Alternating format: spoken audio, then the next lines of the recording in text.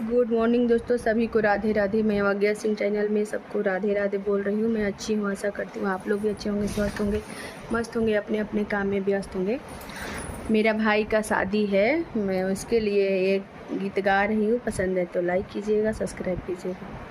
आरे काहे हो शुभम दुल्हा के आवेला, काही साजेल बरियात।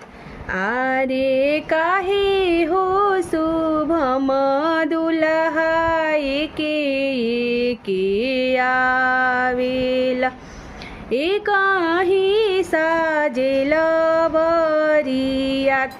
अरे हमारो जे बाड़ न पापा हो विमलेश पापा, से हो पापा रुसल जस।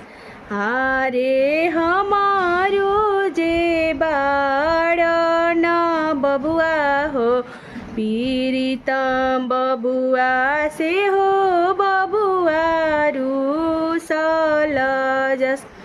अरे हाथ जोड़ी पैया पड़ी मनई हो शुभम दुल्हा, साजी के ले अइह बरियात।